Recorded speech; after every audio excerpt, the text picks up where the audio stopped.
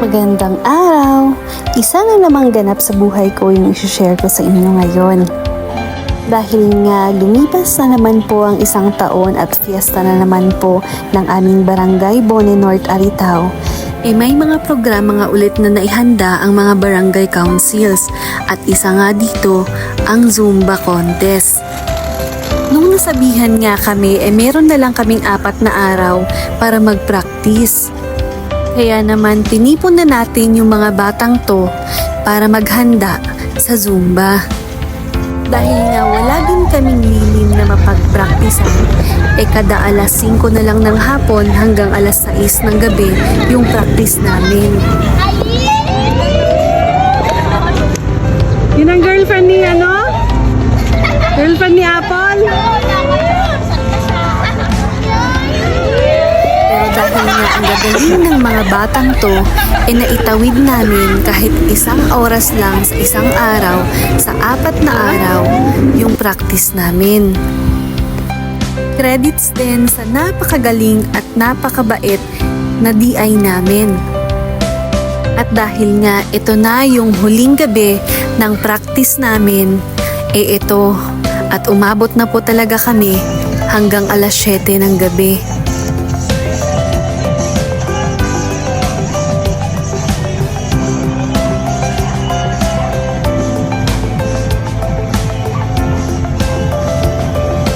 Finally, ito na po yung araw ng patimpalak. At bago kami pumunta sa lokasyon, nanalangin muna kami.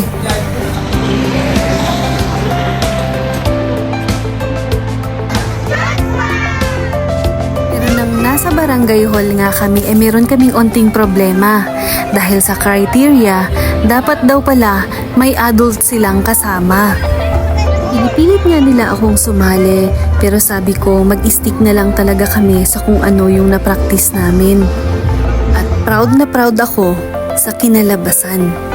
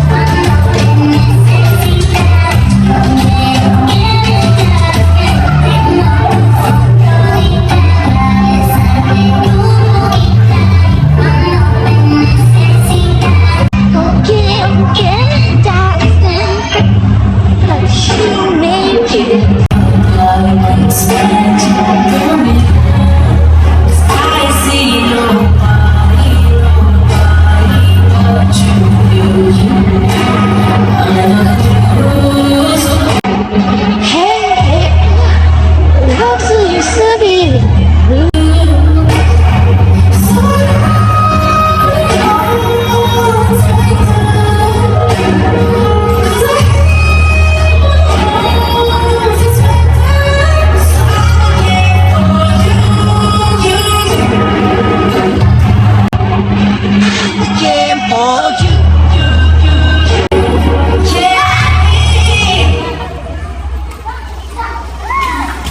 Natapos ngayong contest at nanalo sila bilang second runner-up.